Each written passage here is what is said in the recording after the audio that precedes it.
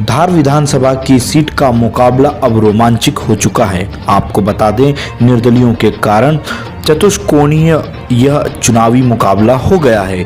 बागी प्रत्याशियों के कारण भाजपा और कांग्रेस के दोनों के मुकाबले के साथ साथ अब नतीजों में परिवर्तन आ सकता है और खेल भी बिगड़ सकता है। खेल खराब होने की भी संभावनाएं ज़्यादा हो चुकी है। आपको बता दें, विधानसभा चुनाव के जैसे जैसे तारीख नज़दीक आ रही है, वैसे ही जिले में सबसे बड़ी हाई प्रोफाइल सीट अब धार विधानसभा बन चुकी है। यहाँ पर भाजपा और कांग्रेस के उम्मीदवारों के अलावा निर्दलियों के रूप में भी बागी बड़े नेताओं की चुनावी मैदान में हैं।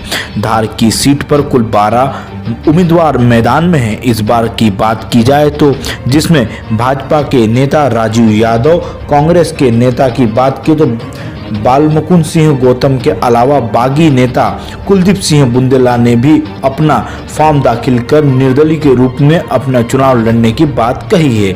साथ ही साथ आपको बता दें, नाम वापसी के बाद अंतिम तारीख तक यह बात रही कि कोई फॉर्म उठाएगा, लेकिन किसी ने भी प्रत्याशियों ने फॉर्म वापस लेने नहीं पहुंचे। इसी के साथ अब धार का विधानसभा चुनाव एक अलग ही अंदाज में देखा जा रहा है। दोनों प्रत्याशियों के साथ साथ निर्दलीय भाजपा और कांग्रेस के प्रत्याशियों की जीत के समीकरणों को बिगाड़ने का जो मामला सामने दिख रहा है, इससे अब यह अनुमान नहीं लगाया जा सकता है कि सीधी सीधी कांग्रेस और बीजेपी की लड़ाई है। यहाँ पर इन सीटों के अलावा भी जो निर्दलीय 2 प्रत्याशी खड़े हुए हैं, वह इन दोनों प्रत्याशियों की स्थिति को गड़बड़ कर सकते हैं। और साथ ही आज हमने हमारी मीडिया टीम के साथ विधानसभा के कुछ लोगों से, राजनीतिक दलों से भी बात की है। तो अब देखना होगा कि किस तरह से आम जनता और राजनीतिक दलों का किसके तरफ। अच्छा, आप बताइए कि धार विधानसभा में तिरला में आज अब हैं और यहाँ की अगर बात करें तो कुछ दिनों बाद वोटिंग होने वाली है, विधानसभा चुनाव की वोटिंग होगी। तो आपके मन में क्या है, क्या सोचते हो आप? तो क्या सोच के वोट डालोगे आप? मतदान करने जाओगे ना प्रत्याशी को? विकास को लेके वोट डालें। कैसा विकास चाहते हो? आज जो विकास की जो तरीका था, तो इसका मतलब क्या अभी तक विकास नहीं हुआ क्या? विकास हुआ उसके आधार पर तो करेंगे, वही तो बताइए। अच्छा, जो विकास हुआ उसके आधार पर कैसे विकास हुआ? जैसे अगर आप बात करें तो विकास में क्या, किसको मानते हो आप विकास हुआ? आज जो क्या लगता है, मिल गया, अन्य भी मिल गया, सारी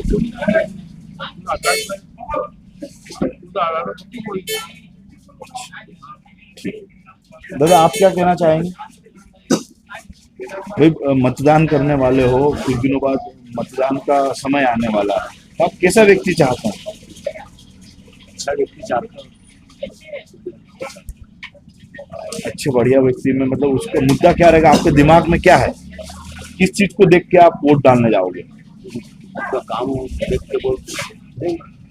आपकी विधानसभा की बात करें तो यहाँ ऐसे 4 प्रत्याशी खड़े हुए हैं, इन 4 में से आपका क्या रुझान जाएगा? उसका क्या कारण? अच्छे कार्य हुए। अच्छे कार्य में आप किसको अच्छा कार्य मानते हैं? क्या ऐसी चीज है जिससे आप अच्छा मानते हैं? अच्छा हो, फिर भी 1-2 कोई काम ऐसे गाँव से गाँव जोड़ दिया, सभी काम अच्छे बनाते हैं, सभी पानी की सुविधा कर दी गवर्नमेंट, काम अच्छे। और कोई ऐसी जैसा भी महिला योजना चल रही इसको लेकर? कांग्रेस का तो ये कहना है कि हमारी योजना को चोरी करके इनने लाडली बहना योजना बना दी। उन्होंने भी घोषणा पत्र भरा है महिलाओं को। ये तो किसी को अलग अलग लोगों के क्राइटेरिया में पैसा देना चाह रहे हैं, वो तो कह रहे सभी महिलाओं को हम पैसा देंगे। वो कह रहे डालेंगे, जबकि बात अभी तो फिलहाल चल रही है। अच्छा, ये आपको पता है कि पैसा कहाँ से आता है फ्री में बांटने वाला? वो तो टैक्स का आता है क्या? नहीं तो टैक्स का, मान लो कोई ऐसा व्यक्ति है जो टैक्स तो भरता है, उसके घर में कोई योजना का लाभ नहीं मिल रहा, तो फिर उसका तो नुकसान है। सभी को लाभ मिल रहा है, जिसको लाभ मिल रहा है सभी को, किसको नहीं मिल रहा? मान लो कोई ऐसा व्यक्ति है जिसके घर में वो टैक्स भर रहा है, तो टैक्स तो उसको भरना है, इसलिए उसको पैसा जा रहा है, लेकिन उसके घर में अगर कोई ऐसी गरीब महिला नहीं है, कोई योजना का लाभ लेने जैसी परिस्थिति नहीं है, तो उसको तो नुकसान हो रहा वो है। तो खुद ही पैसे वाला ना, उसको क्या वाला आपको तो गवर्नमेंट उसको कोई भी गवर्नमेंट स्रोत दे रही है ना। वो तो खुद ही पैसे वाला है, जो टैक्स गवर्नमेंट का दे रहा है। फिर इस स्थिति में तो महंगाई और इसको लेके भी बात करना चाहिए। महंगाई तो बढ़ेगी, उसमें सभी चीज महंगाई तो कोई भी गवर्नमेंट आएगी फिर रोक पाएगी। अच्छा, ये गवर्नमेंट भी आई महंगाई, वो गवर्नमेंट आई महंगाई, उसको कोई रोक ही नहीं पाएगी महंगाई। महंगाई नहीं रुकने का कारण क्या है? वो तो ऐसा ही है, चलता है सब कुछ महंगाई बनेगा तो घोषणा पत्र आएगा, हम ये कर देंगे हम ये कर देंगे तो करते ही। अच्छा, चुनाव में जो फिलहाल में जो खर्च हो रहे हैं, इनको लेके क्या कहोगे? खर्चे तो उनके हिसाब से करना है, क्योंकि खर्चा मुझे लगता है कि वो जो चुनाव के जो खर्च हो रहे हैं, इस तरह का पैसा, ये सही जगह उपयोग हो रहा है कि गलत जगह उपयोग होता है? सही भी हो रही है और गलत भी हो रही है, दोनों काम है। वो सही भी हो रही है और गलत भी हो रही है। कुछ लोग तो ये भी कह रहे हैं कि भैया ताकत है तो सरकार बन जाएगी। ताकत है तो सरकार नहीं, ताकत से तो बनती, पैसे से नहीं बनती है, वो तो पब्लिक चाहती है बदल देती है। अच्छा, जनता बनाती है। जनता बनाती है, पैसा नहीं बनाता। जनता चाहे तो बदल देती है, दिमाग आता जनता का, देखो हटा ना हटा। अच्छा, आप राजनीति में बात करें तो मध्य प्रदेश में किसका चेहरा देखना चाहोगे अगली बार सीएम के रूप में?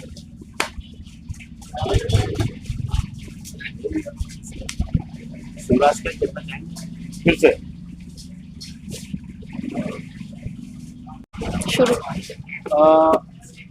हाल विधानसभा के तिरला से हैं आप, पहले तो बताइए कि क्या चुनाव की क्या स्थिति है? चुनाव मुकाबला बहुत बड़े नहीं है, निश्चित तौर पे सोमवार के हिसाब से चुनाव होता है, और भाजपा और कांग्रेस के बीच में मुकाबला। लेकिन इस बार जो है ये बात करना है, इस बात में ये है कि बीजेपी में बगावत है, कांग्रेस में बगावत है, तो फिर तो 4 हो गए ना। तो 4 का मैंने बोला, बाकी लेकिन 4 में फर्क क्या है?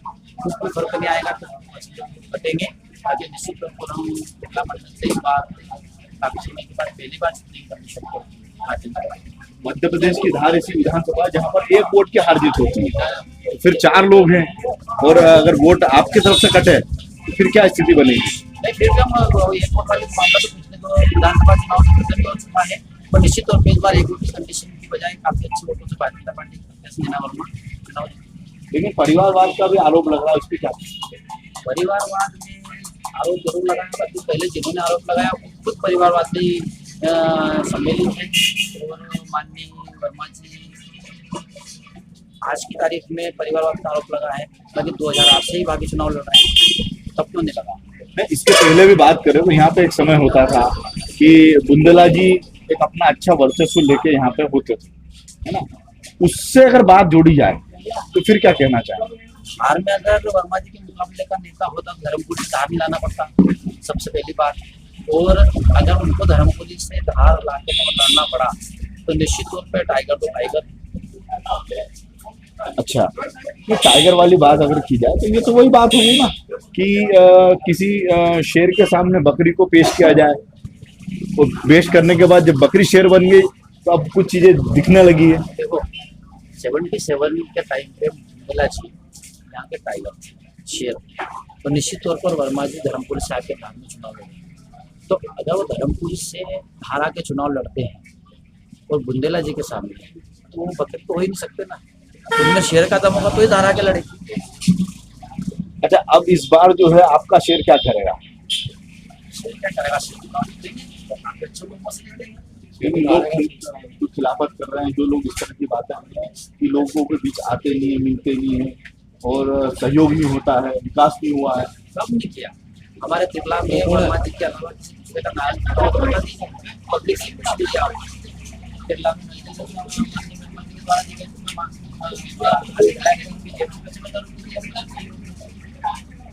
ऐसा भी तो हो सकता है कि दोनों की आपस की लड़ाई में तीसरा पक्ष मजबूत हो जाए और सरकार किसी और की बन जाए, विधायक कोई और बन जाए।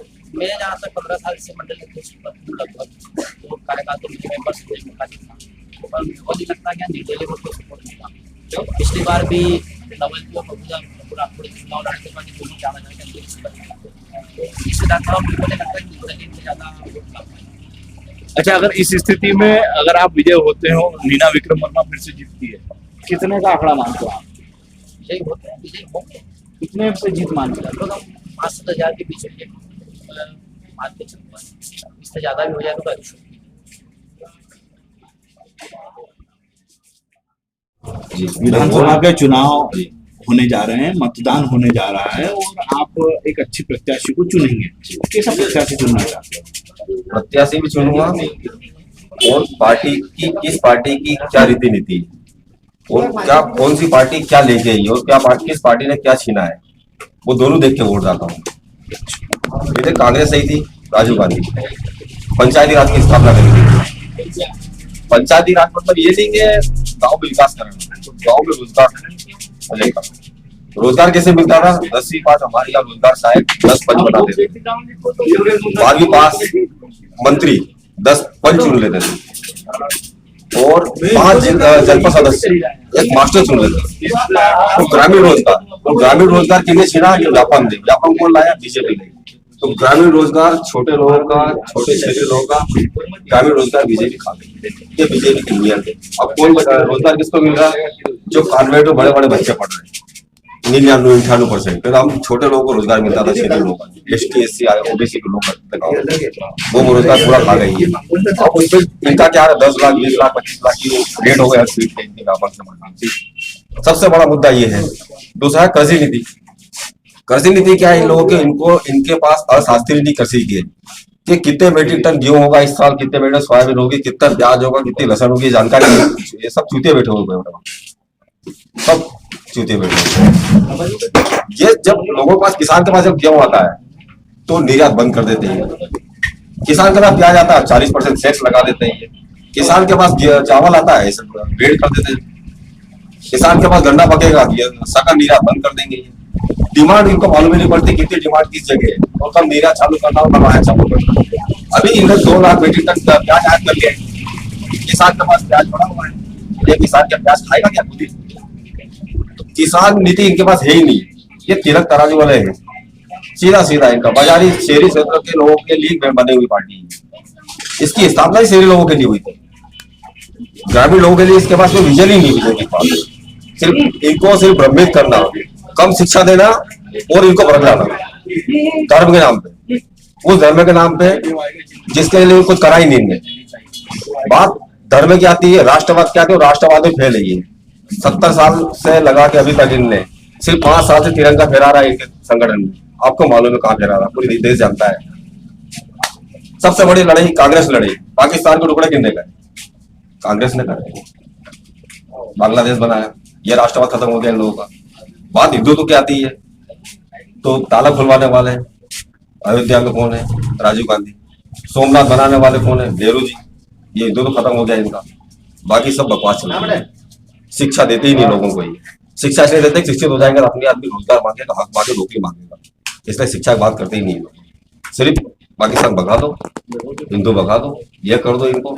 एक काम करो, आप हिंदुओं को नौकरी दे दो। 25 लाख नौकरी सेंटर में खाली है ना अभी, सिर्फ हिंदू को दे दो। हिंदू को पेट्रोल डीजल दे दो कम नहीं, खाद दे दो हिंदुओं को, मत दो किसी को। बकवास चला रहे, अल्पसंख्यक मोर्चा चला रहे, अल्पसंख्यक मंत्री बना देंगे, अल्पसंख्यक के विधायक को टिकट बांट देंगे और यहाँ कहेंगे हम मुसलमान भी होंगे। अल्पसंख्यक वालों को लड़की दे देंगे इनकी, मुरली मनोहर जैसे लोग झूठ चला रहे गाँव गाँव। इनकी नियत नीति कुछ भी सही, सब झूठ चला रहे। अच्छा, अगर इस तरह की जो बात आपने सारी बताई, तो आने वाले समय में 2023 के परिणाम आएंगे। आपके यहाँ तो चेहरा स्पष्ट है कि ये बनना चाहिए कमलनाथ। कमलनाथ जी बन जाते हैं, जो उन्होंने बात रखी है, घोषणा पत्र दिया है, उस पर कैसे काम होगा? तो पिछली बार सरकार बनी थी, गिर गई, इस पे क्या करेंगे? कमलनाथ जी का क्या है? कमलनाथ जी और शास्त्री बिजनेस करते हैं। कमलनाथ जी आने के बाद 18 महीने में जो कर्ज लिया था, उस कर्ज की लिमिट कम हुई है। उस कर्ज के अंदर ब्याज भी भरा इन लोगों ने और यहाँ तक योजना पहुंचे उन लोगों ने, वो 1 लाख तक का माफ हो गया था। और उसके बाद 18 महीने उनकी सरकार गिर गई, जब 2 लाख वाले लोगों का नंबर आया कर्ज माफी का। ये नीति नियत है। 1000 गौशाला खुल गई इनने, ये एक ही साफ नियत है कि गौ के प्रति और हिंदू प्रति कितना प्यार है इनका। वहां का गाइड होता है 20.5 करोड़ चाहिए, ठीक है ना। तो नीति और नियत फर्क है। वो बिजनेस में माइंड है। कर्जा लेके तो रानी रानी जो उसका पति मर जाता है ना, कर्जा लेके वो भी घर चला लेती है। ठीक है ना, कमा के घर चलाने वाले लोग हैं। तो कांग्रेस के बाद अर्थशास्त्री पैदा हो गए, चाहे चिदम्बरम हो, मनमोहन सिंह हो, उससे लगा के नीचे तक भी ये स्थिति है। ये कमा के लोगों को बांटने वाले, और ये कर्जा लेके खुद खाएंगे, लोगों को बांटेंगे। दो चीज का फर्क है इनके पास, ये विजन है इनका। अच्छा, इस बात से मैं सहमत हूँ आपकी। तो फिर धार विधानसभा में लगातार ये परिवर्तन क्यों नहीं आ ये पाया? परिवर्तन धार विधानसभा में, इसको ट्राइड एरिया बना रखा धार विधानसभा में, संवेदनशील बना रखा है। वो साला के नाम पे, हिंदुत्व के नाम पे यहाँ पे डिवाइड कर रखा लोगों को। तो ये क्या है कि अति अपेक्षा की सरकार है और अति अपेक्षा की सीट थी ये। आज नहीं तो कल माँ सरस्वती आएगी, आज नहीं तो कल तो डबल इंजन की सरकार कर दो। डबल इंजन की सरकार 20 साल देख ली, 10 साल मोदी देख ली, माता जी तो आई नहीं इनसे। हमारे माता जी के हाथ जोड़ लिए। वो जो चुनाव लड़ रहे हो, माता के दर्शन करने आते, 2 साल गए नहीं हमारे हनुमान जी। अब इस बार क्या है? इस बार यही है, लोगों की अति अपेक्षा की सरकार खत्म होने वाली है। भाई 5 साल अपेक्षा कर ली, फिर अपेक्षा कर ली, क्या कुछ होगा, आप कुछ बुरा ही नहीं है। तो कितने वोटों से फिर आप यहाँ पे सरकार बनाएंगे? किसको सरकार बनाएंगे? ये तो देखो, आपकी विधानसभा में कौन विधायक? मेरी विधानसभा में विधायक नहीं आ रहा है, या जनसेवक आएगा। जनसेवक जो एम्बुलेंस ले खड़ा हो जाता है, पानी का टैंकर ले खड़ा हो जाता है, जो जेब में अपने खुद के कमाई के पैसे ले खड़ा हो जाता है, सीमेंट की गाड़ी ले खड़ा हो जाता है, वो जनता आएगा। और वो है गौतम परिवार। क्योंकि आदमी गलती एक बार 2 बार कर लेता है।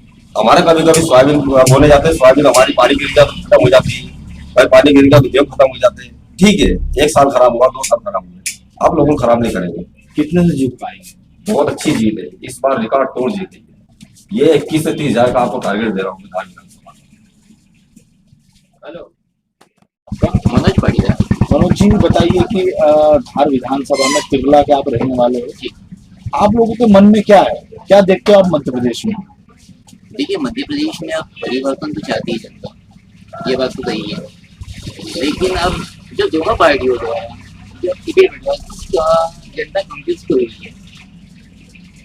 अब परिवर्तन में क्या है, कुछ उम्मीदवार वोट दिए गए हैं दोनों पार्टी ने, जनता कंफ्यूज हो गई है, किसको दें किसको नहीं दें। पहले मजबूरी हुआ करती थी, अब क्योंकि कांग्रेस से मन बना लिया था लोगों ने, कांग्रेस की सरकार बनाना है धार विधानसभा में। लोग की भी यही स्थिति।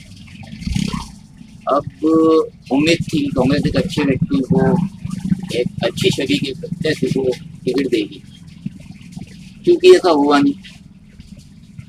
टिकट दे दिया गया एक ऐसे व्यक्ति को जो कंटिन्यू 3 बार से चुनाव हार रहे हैं, और भारतीय जनता उनके बारे में बहुत अच्छी तरीके से जानती है कि वे लोग किस हिसाब से टिकट लाए हैं, तो उनका उद्देश्य राजनीति मानने का क्या है। मजबूरी होती थी पब्लिक की कि बीजेपी में वोट डाल दिया जाता था। अब विकल्प है कुलदीप सिंह बुंदेला, निर्दलीय प्रत्याशी, और कांग्रेस की काफ़ी सेवा करी है उन्होंने। उनके पिताजी माननीय श्री मोहन सिंह जी बुंदेला काफ़ी अच्छे धार के कद्दावर नेता रहे हैं, काफ़ी रोजगार दिया उन्होंने, काफ़ी लोगों को पट्टे दिलवाए हैं, दुकानें डलवाई है, हमको क्षेत्र में उन्होंने काफ़ी पट्टे दिलवाए और दुकानें भी। धार की भी यही स्थिति है। एक तो उन्होंने पूरा गांव भी बसा दिया था, मूसापुरी जो तिरला ब्लॉक में ही आता है। अब क्योंकि ऐसी कंडीशन में अब लोग प्रभावित हो रहे हैं कुलदीप सिंह बुंदेला के प्रति, निर्दलीय प्रत्याशी को जिताना चाहते हैं, और काफ़ी आशा है धार की जनता को कि कुलदीप सिंह जीत के आते हैं तो निश्चित ही तिरला ब्लॉक और धार विधानसभा में काफ़ी विकास होगा। अगर इसमें अगर हम बात करें तो वर्तमान में जो लगातार कई वर्षों से भाजपा की सरकार है जी, उस पर आपका क्या कहना है?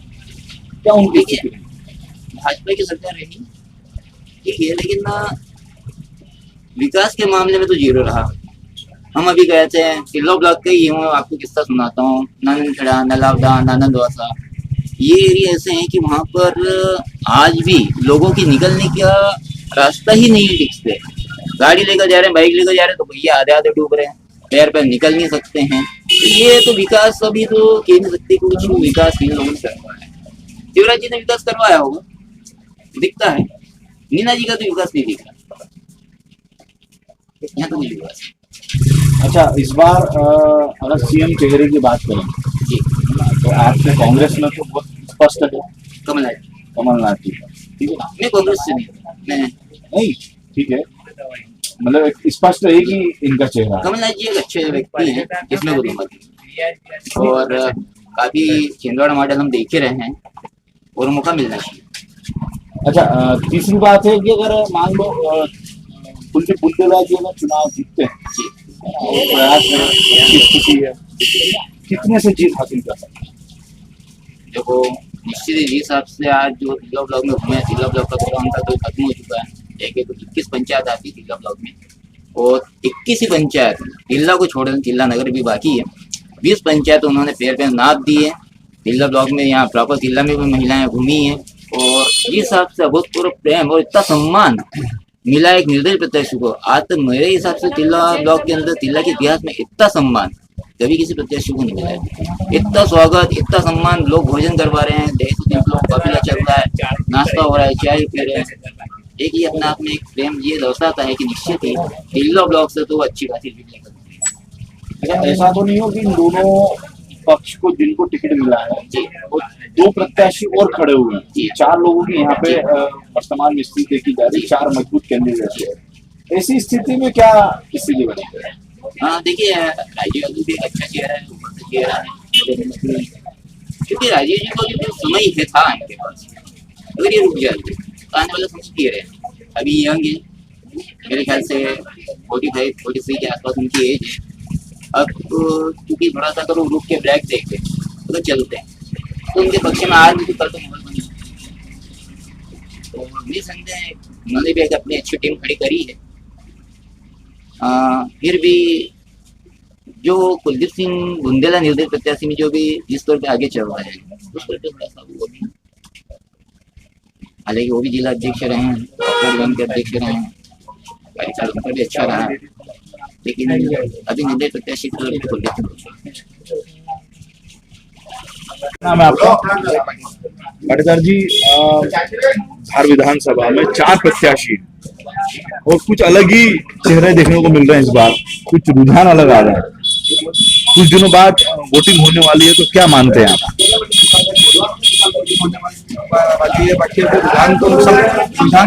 मन क्या है आपका? नहीं, राजू यादव तो फिर वो तो बिल्कुल अलग मन हो गया ना भाई, कांग्रेस नहीं ना बीजेपी नहीं, राजू यादव तो एक अलग ही चेहरा हो गया ना। ऐसा क्यों? राष्ट्र की बात करेगा तो क्या धर्म और राष्ट्र की बात नीना विक्रम वर्मा नहीं कर रहे हैं, बीजेपी नहीं कर रही है? ये बात आप भी जानते हो। नहीं, बताओ ना क्या दिक्कत है? ये बात आप भी जानते हो। विगत कई वर्षों से गौशाला सत्याग्रह चल रहा है और ये सभी देखते हैं जब गौशाला में आना जाना होगा। राजीव यादव ने हमारे ऐसा व्यक्ति है तो जिन्होंने माँ वागदेवी की मूर्ति के लिए उन्होंने कहा है कि जब तक माँ वागदेवी की मूर्ति नहीं आएगी तब तक मैं अपना जन्मदिवस नहीं मनाऊंगा। अच्छा, और 2 वर्षों से वो अपना जन्मदिवस मना भी नहीं रहे। अच्छा, इस बात से मैं आपके सहमत हूँ। तो इस बार ऐसी परिवर्तन की क्या चीज लहर चलेगी और बिल्कुल आप बदल देंगे दुनिया? क्योंकि लगातार सबसे बड़ा मुद्दा एक तरफ हमारे मोदी जी लाल किले के प्राचीनता से कहते हैं कि हमें वंशवाद से लड़ना है, और दूसरी तरफ हमारे यही पिछले 65 सालों से एक ही परिवार का पार्टी, एक ही परिवार की बकौती हो चुकी है। नहीं, अगर इसमें भी हम सोचें तो मोदी जी से सीधा अगर आप राजू यादव को जोड़ रहे हैं कि पार्टी ने उनको टिकट दे देना था, कहीं ना कहीं अपने वरिष्ठता का भी ताकत दिखाई है। मान लो अगर नीति में अपने वरिष्ठता की वर्मा जी ने अपनी, मान लो उसके बाद भी अगर मान लो फिर से विक्रम वर्मा जीत गए, तो फिर इसमें क्या कहेंगे? उसमें आप कुछ भी नहीं कह सकते। और ऐसा भी तो हो सकता है ना कि दोनों की लड़ाई में तीसरा कोई जीत जाए, वो भी हो सकता है, अभी कुछ भी नहीं कह सकते। तो उस पर क्यों नहीं सोच रहे हैं आप लोग? हम हमारे प्रत्याशी के लिए लगे हुए हैं और हमारी कोशिश यही है कि हमारे प्रत्याशी को विजय दें।